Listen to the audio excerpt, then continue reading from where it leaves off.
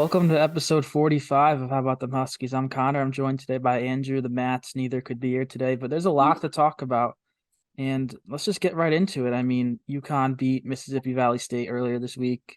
There's a Stephon Castle injury. There's an Indiana game. There's a lot to go on. We'll start with Mississippi Valley State. Obviously, we expected it to be a blowout. It was a 45 point. UConn was 45-point favorites. They only ended up winning by 34, so kind of underwhelming in that regards. But the story of this game was Cam Spencer, a career high 7 threes, 25 points. It was just an unreal performance, exactly what we're looking for out of him when he came here, when he transferred in from Rutgers. We need him to hit threes when we lose Hawkins and Joey and Naheem. So that was clutch. It's great to see. Obviously, there was no Castle. I'll get into that, but what were your thoughts about that Mississippi Valley game? Well, so I've been thinking about it for a couple of days, and I feel like there's a slight overreaction here. Obviously we didn't play like the best talent, but they're still Division 1 basketball team. Now, obviously not the caliber we are, but we still won by what, like 20 something, 30 even maybe. So I just like, yeah, we did play ugly. We really didn't play good at all, but I mean, we weren't gonna lose that game no matter what with the roster we have here. So I feel like I wasn't like I wouldn't say I'm pleased with how we played, but I mean there's a slight overreaction in my opinion. Um, but yeah, I mean Cam Spencer, my God, he just proved the world exactly what he wanted to do. Obviously we talked about how he was mad after the Stonehill game. He was beating up chairs and stuff. He was angry, and he used that anger to drop 25 points against Mississippi Valley State. So I feel like that's a game like last year, or no, not last year, the year before that, where we hardly beat somebody at Excel. Oh man, who was it? It was a really weird team, and I'm gonna remember it eventually later in the episode. But it was Maryland Eastern Shore. That's who it was. We hardly beat them at XL. And I feel like that's a game that people just completely forgot about and we moved on. Now, obviously, this game wasn't as bad as that, but that's going to be what this game is. We won. Cool. Lots of film to watch. Move on. Get ready for the Empire Classic in New York this weekend. Yeah, obviously all five starters were in double figures. Solo Ball's first career start, he got 10 points. But the fouls in this one was Yeah. a little annoying. I mean, there were 46 fouls combined in this game. I was at the game. I saw John Fanta. He was announcing it. He said it was like watching paint dry because of all the whistle stoppages in a 30, 40, almost 40-point game. It's just I don't know if that's the refs or what it is. Like Caravan was in foul trouble the whole time. He had three in the first half alone. It's just I don't know. Well, there's no reason to have all those fouls in the game versus Mississippi Valley State, but I'm excited to see Donovan Clean this weekend because, like I mentioned in the previous episodes, he hasn't played anyone that's gone up to his shoulder yet defensively. And Indiana has a couple of guys that are 6'11", 7 foot that can really physically challenge him. Klingon had 17 tonight, last night or whatever night, I don't know. He had 17 against Mississippi Valley State, just effortless inside. And I'm really excited to see Tristan Newton as the primary point guard as well. Obviously, last year he did it. He had Andre as his sidekick this year. Obviously, Castle, but he's out. So it's really just Newton running the show, ball handling. I'm curious to see how that will be. Yeah, it's gonna be next man up now. I mean, Castle, he said it's not season ending, so I probably would have cried if that was the case. But we had hardly any injuries last year. We had Samson, but that was really it. So we had the couple in the beginning with Hawkins and Jackson, but nothing too long term. And now, of course, this is the college basketball gods paying us back for having an injury-free season. But anyway, I was excited to see Kellel Ware go up against Castle, but obviously that's not going to happen now. I would have to think that Newton is going to guard him because he's the only guy I could imagine who would guard him, maybe throw a double on him with somebody like Solo Ball. But I want to hear your thoughts on that, Con. Do you think Newton guards Kello Ware? Well, I'm not putting you on the spot, but Khalil wears a 7 footer. Oh, So that's right. Wrong yeah, guy. My it bad. is not That's not playing against him. yeah. He's an interesting one. Obviously, we played against him. We'll get into Indiana now. There's nothing really more to say about Mississippi Yeah. Valley State. Khalil Ware, we played against him. He was at Oregon last year, 5-star. He's a stretch big. He can put it on the floor. He's clearly their best player through the first few games for Indiana. Obviously, Klingon will be on him. You can even maybe switch a Caravan I would say or Johnson, but he'll be on him when he's in the game. But he's just because he can space the floor a little bit. He may have Caravan on him because they have other bigs like Malik Renault, who's not really a stretch. Maybe they switch that around, Caravan on Ware and Klingon on Renault. It'll be interesting to see. I feel like, well, the Hoosiers are not a great 3-point shooting team. I believe I saw they made 11 through 3 games, which is not a lot. And they've played some pretty bad opponents, and they played all of them real close. Army, they played close. Wright State last night, they played close, and Wright State didn't have their best player. They only won by 9. It's just Indiana they're good. They're definitely our best game so far, but they're not the Indiana of even last year when they were a 4 or 5 seed in the tournament. Obviously, the big event in this tournament, this Empire Classic, is Texas. Hopefully we get to play them, but all eyes in Indiana, even though they're not as great as advertised as we may have thought a couple months ago. Yeah, this is definitely. By the way, I was thinking of Trey Galloway. It's Mm, early, wrong name, but yeah. yeah, I think Noon will guard him. But anyway, yeah, Indiana's gonna obviously be our toughest game, but for this game, we just got to play with more discipline. I mean, I've noticed in the first 3 games, we have not played with much discipline. Like, there's literally no reason for Caravan to have 4 fouls against Mississippi Valley State. Like, no reason whatsoever.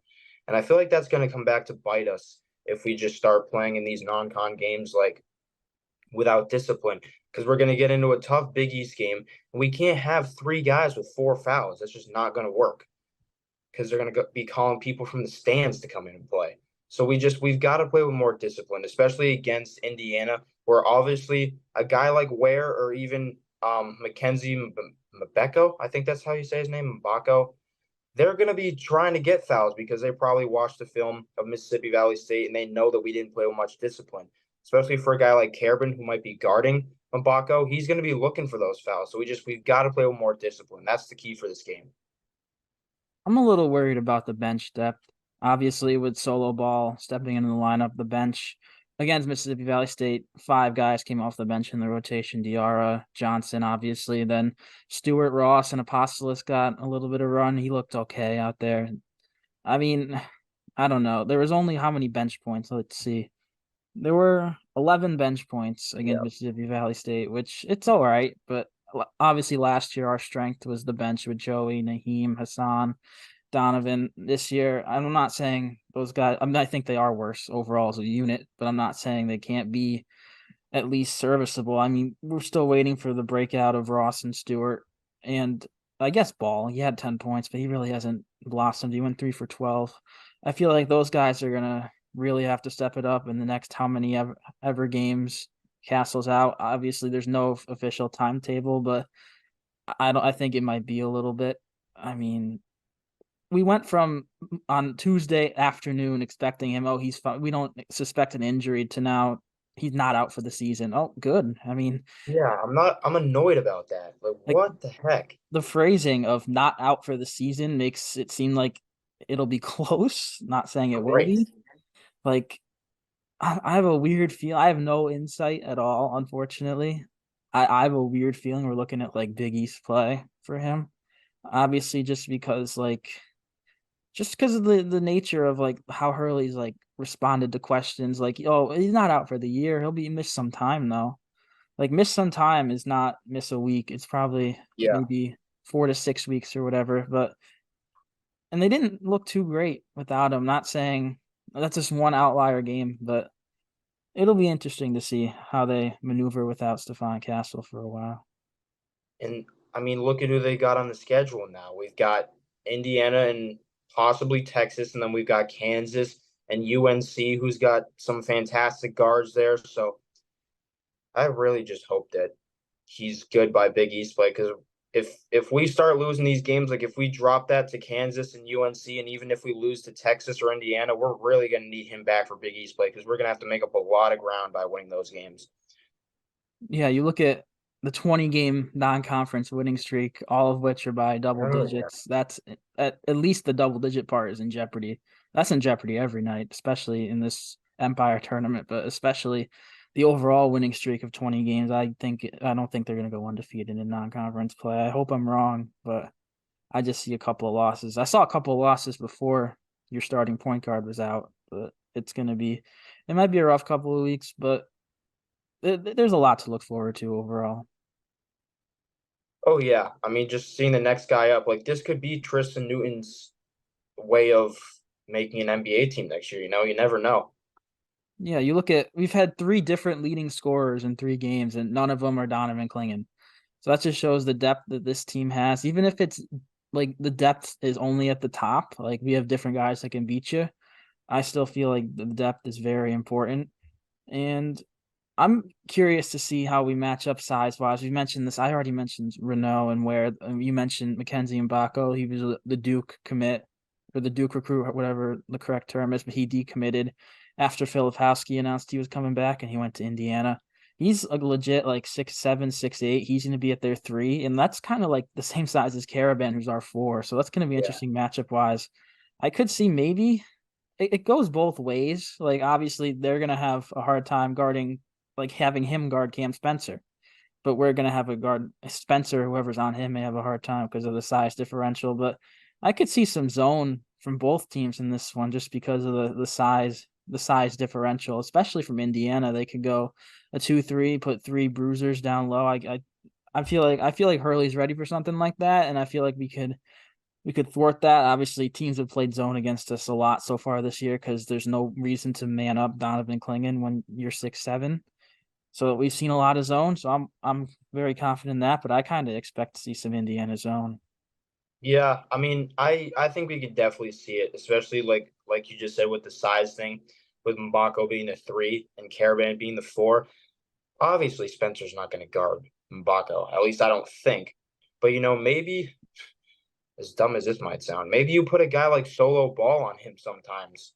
I mean, even though he's got 4 or 5 inches on him, he's still a defender who's going to cause disruptions in there. And sometimes with those bigger guys, if you just cause a disruption, they won't be able to handle the ball and they'll start throwing it away or not being able to finish. So, I mean, we'll see. I feel like Hurley knows exactly what he's doing, and this is definitely what he's been waiting for. Was a game like this. Yeah, we've mentioned a lot of front court, front court, front court for Indiana. That's really what they have. Their guards aren't the greatest. You mentioned Trey Galloway. He's all right. He had 15 points last night. He's a guy that could knock down a 3 once in a while, but not a lot of guys on that team can. Like I said, they've made 11 all season so far. Xavier Johnson's their point guard. He's a little undersized. He's a good floor general, but I feel like Tristan's better than him. And off the bench, even though I said I'm worried about our bench, I feel like our bench is still better than theirs, which is a good sign. They have a freshman Gabe Cups who's been solid. But I think we can talk about the other 2 teams a little bit, or one of them more. Louisville, we just hope we don't play Louisville. I Yeah. don't think there's a world where we win and we play Louisville. If they upset Texas, that would be shocking. So it's this first game is really huge because you don't want to. You'd much rather be, obviously, much rather be 2-0, but 1-1 in this tournament with the win being over Louisville is not how you want to spend your weekend in New York City. But Exactly. we'll talk about Texas. They got some guards. Obviously, Indiana's the big team. Texas has guards: Max A. Smith, Tyrese Hunter, Horton, who just transferred in. They got some shooters, which I think that matches up well with us. They don't have really a true good big. They have Caden Shedrick, who transferred over from Virginia. He's solid. He's a big body, but Klingon should be able to handle that. I feel like Texas is kind of a similar team to like a Gonzaga from last year, obviously minus the Timmy. They have all these decent to above average guards that can score. They have defenders, but I just feel like we match up well against them and we should have no problem if we play on Monday night. Well, they're a complete opposite from Indiana. I mean, that's the thing. Indiana's got all the bigs, and then Texas has all the guards. So that's why this tournament is in our favor, kind of, because we have both. We've got Klingon, who can definitely defend Killel Ware. We've got Newton, who's going to be able to defend the Texas guards if we win with ball. So, we kind of match up well against both teams, but I am curious to see what Hurley puts out as a starting lineup because, I mean, hell, he could throw Hassan Diarra in the starting lineup just for defense. Who knows? But I don't know. I feel like this is a game where we might not see a lot of Cam Spencer, honestly. Because we've gotta have the bigger bodies out there. So, maybe you see a Samson in the starting lineup with God Caravan at the 3, you know. I don't know what we're gonna see in this game. It's gonna be really interesting. Yeah, I think it'd be tough to not play Cam even with the size differential. But I agree with I you mean, about he'll play, yeah, but I know what you mean, but yeah, I agree with you about Tiara. When I once I heard Castle was out, I almost like just penciled in him to start.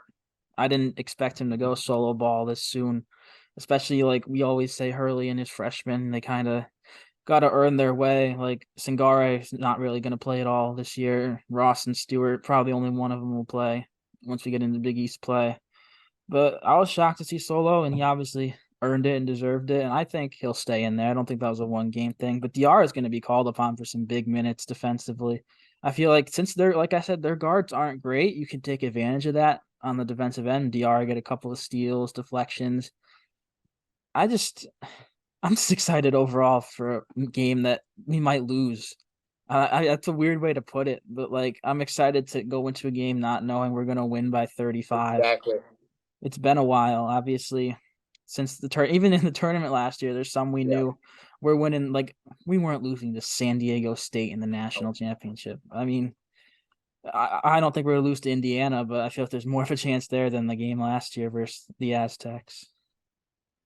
Yeah, I mean, even like in the tournament, the only game I was genuinely worried about losing at one point in the game was the St. Mary's game, honestly, because we pulled away against Arkansas early, same against Gonzaga, same with Miami and San Diego State. So the only real game I was worried about losing, I knew we weren't going to lose to Iona, but the only one I was really worried about losing was St. Mary's, and we ended up pulling away for that one too. So it is going to be kind of relieving to have a game where we're not up by 40, so Yeah, the Iona one was a little scary in that first half, obviously down. And I remember Danis Jenkins, who's now on St. John's, he a point guard who's like 6'2", just block clinging. That was like, yeah, oh I was no, like, maybe this might huh? actually happen.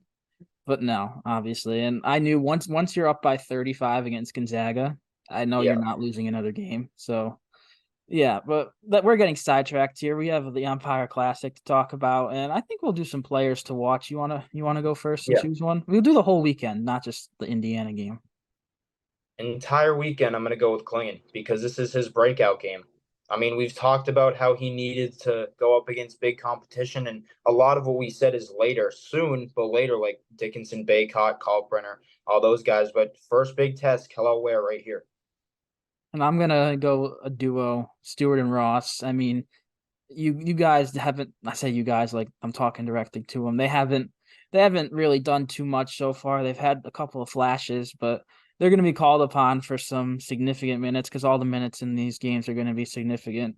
I feel like they need to step it up a little bit from what they've done so far. If that's Ross making a three, if that's Stewart getting a big offensive board or have a putback, whatever it may be, they need to step up because they're really our eighth and ninth men right now. And you can play the starters as much as you want. You still need those guys for at least a couple of minutes to produce. And obviously, they're kind of thrown into the ring of fire here with no Castle. There's a chance you may only see one of Stewart or Ross tomorrow or Sunday, whenever it is. I'm losing track of days here. I'm just excited for the game. But yeah, I feel like Stewart and Ross are my guys to watch for this one. And I think unless you got anything else, that'll do it here for this quick little episode, just the two of us. You got anything else? No, I just can't wait to see this Empire Classic. Hopefully, we come away with another small tournament trophy. Yeah, definitely. Obviously, that's the team has a lot of goals. They start small, winning the Empire Classic, then it's Big East regular season, Big East tournament, and then obviously NCAA.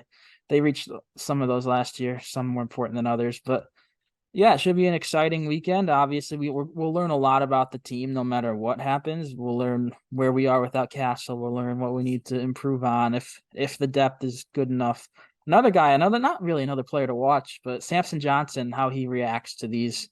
Because he's been dunking on everyone on Mississippi Valley State and NAU. I want to see what he does against Indiana. But yeah, it's going to be an exciting weekend of hoops. Obviously, no Stephon Castle. Well, I assume by our next episode we'll have more of an update on him, so we can go into detail there. And obviously, if you follow the Instagram account I have, you kind of the updates. I'll have everything as soon as I see it there. So the latest on Castle, we'll have it for you. We'll have it covered. And yeah, that's all we got. Thanks for watching and enjoy the Empire Classic.